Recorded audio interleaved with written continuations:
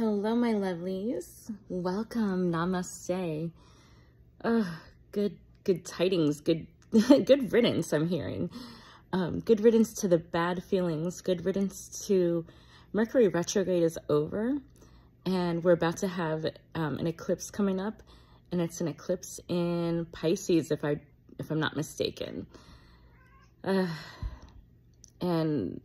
I'm just overwhelmed by the beauty of life. The hard times are over.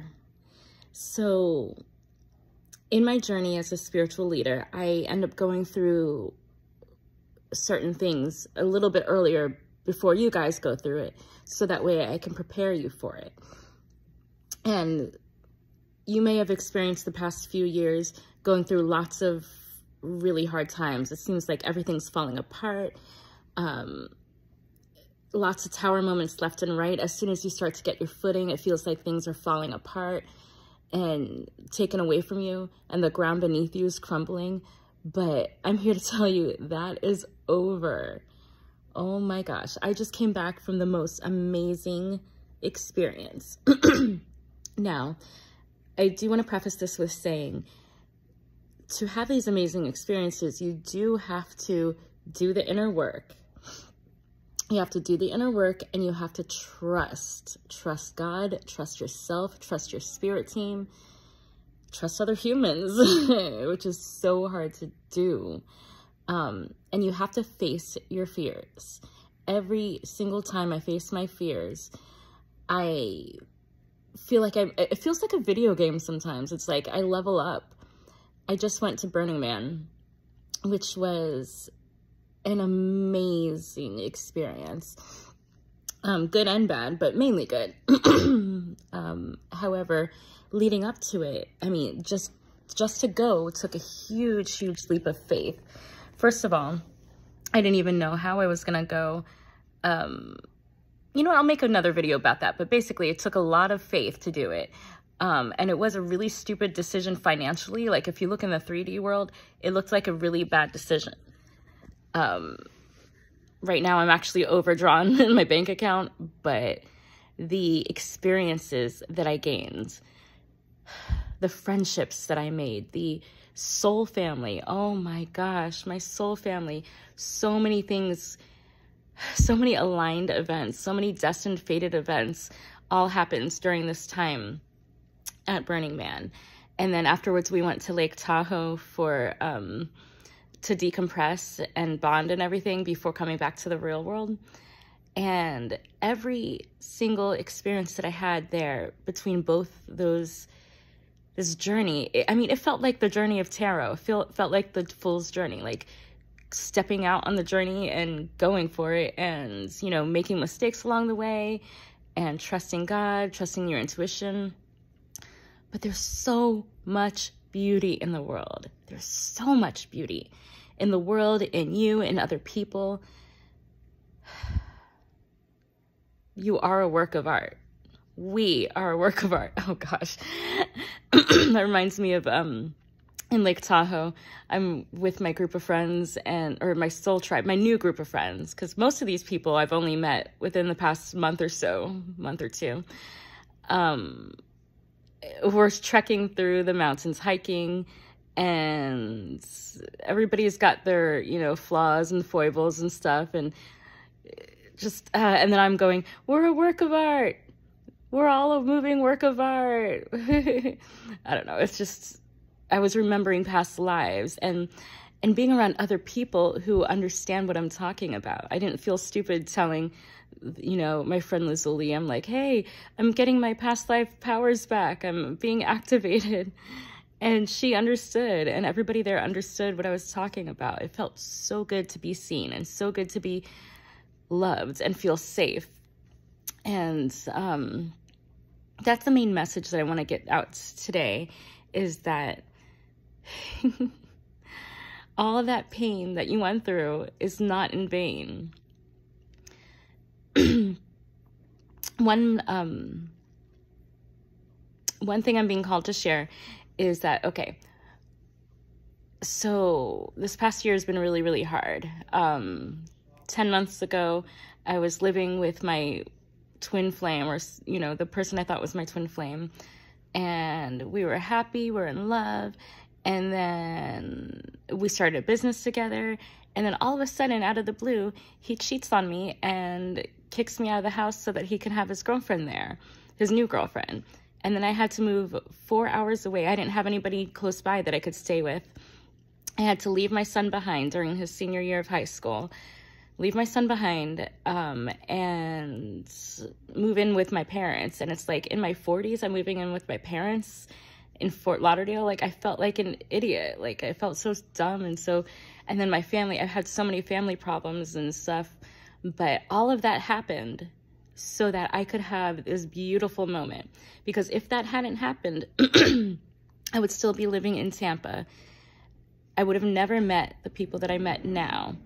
And I would have never had the chance to go to Burning Man and have all these beautiful experiences.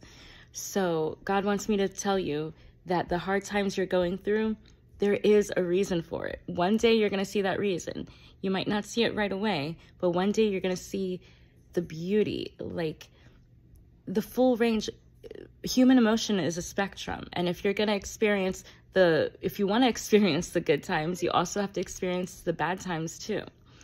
So standing on top of an art car, dancing while my boss is DJing and my friends are spitting fire all around me. I mean, that moment, and I'm looking around at all across the desert at all these beautiful neon lights, and the man in the background, the Burning Man, he was all lit up. It wasn't burned yet. It was still lit up and beautiful, and just the absolute happiness and joy and childlike wonder that I felt at that moment.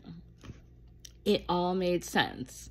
If my ex hadn't cheated on me, I was actually thanking God that my ex cheated on me and kicked me out, because if he hadn't done that, I wouldn't be in Fort Lauderdale. I wouldn't have gotten a job at this particular kava bar and met this amazing man who told me about Burning Man and introduced me to these people. He introduced me to my soul tribe, and I met just these people that they fill my heart with joy. I wouldn't have met all these amazing people and had these amazing experiences if my ex hadn't cheated on me and kicked me out. So thank you so much for doing that, Henry. I appreciate that. Anyway, God, life can be so good.